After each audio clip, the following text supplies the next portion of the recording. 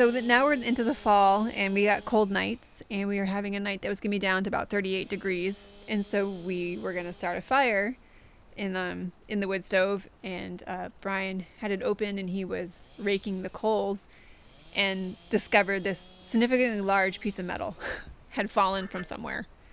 So we went to bed at night and just bundled up and wore hats. Turns out it's under warranty, yay, but we have to bring it to them. So we have to get the wood stove out of here. It's heavy. It's steel, so it's not as heavy as a cast iron wood stove. And then they told us, we should take out the fire bricks and take the sides off, which are soapstone and steel, and take those off and take the door off. And so it'll take some weight out. When we brought it into the yurt, we had a floor dolly system, and we blew out the wheels on 2 different dollies just trying to move that thing. But it was fully loaded when that happened. So I'm hoping that with the pieces taken off and out, we'll be able to move it relatively easy. And then getting it outside of the yurt, because we're 4 feet off the ground at the door, I am really hoping not to take the stairs off, but that might be something we have to do. And we're definitely going to be using the tractor. So using the bucket of the tractor somehow.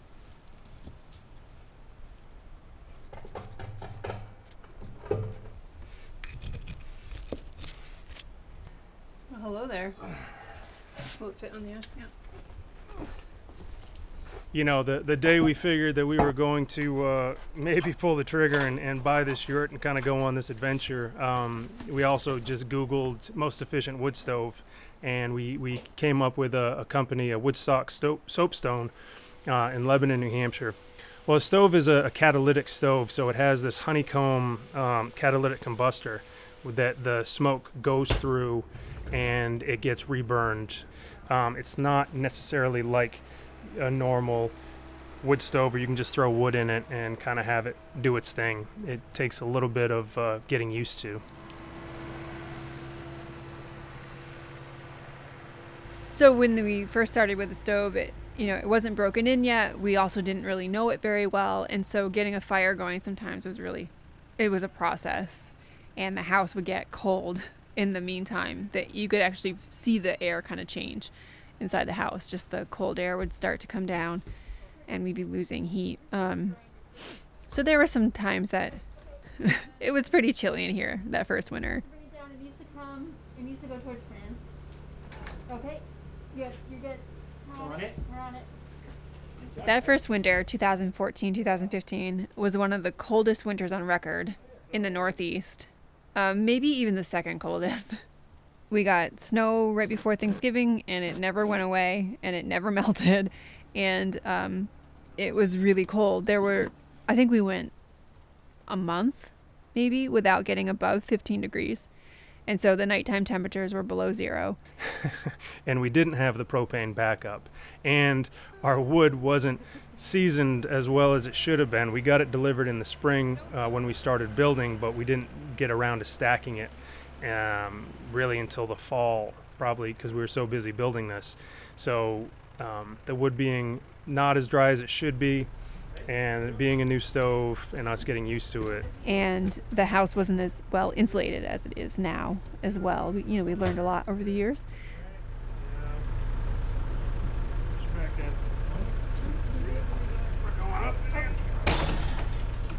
There were times that we just, in our inexperience with it, weren't burning it as efficiently as we could. And then as the winter went on, we started getting less and less draw. And so what would happen is we had to be down to absolute coals before we could open the door to put more wood in, or else we would fill the place with smoke.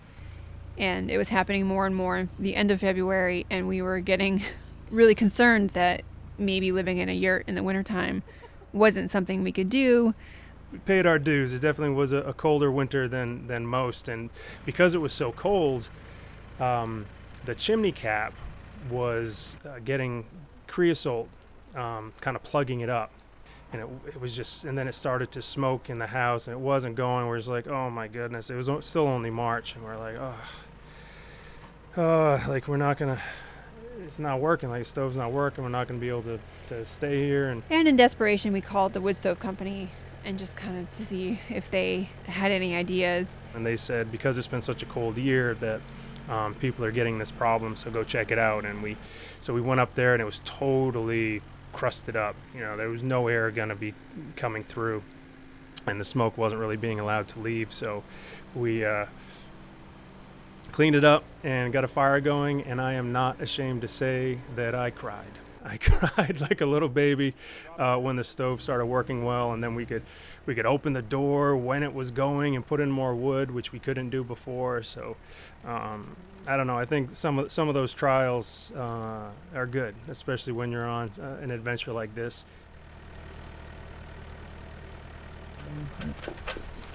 Good. She's good. She's good. It being fall, there's a lot of people buying wood stoves right now, and there's a lot of wood stoves that are probably backed up needing repair, and ours is in queue. So the Woodstock Company estimates that they're going to need the stove for 2 to 3 weeks. And again, this being October, that's manageable. If this was February, that would be a different story. So we're going to use the propane heater as the backup. Good job, everybody. All right. Good job. Way to go. Way to go. Way to work. I got to go back. Way to work. Okay. Hey, don't get up. Want to get down? No.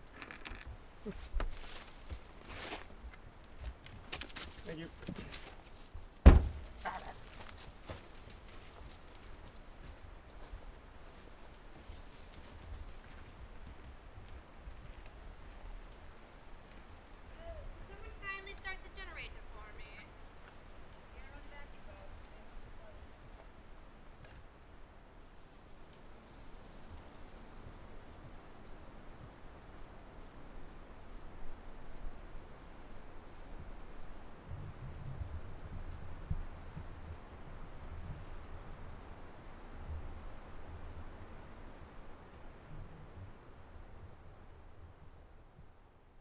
Coming up in our next video. It's kind of that time of year where we're continuing to close up the yurt. And what are we doing today, my dear? We're gonna swap out the dome screen for the plexiglass that gives us a little extra insulation in the winter. Good. A little bit further. Okay, I got it.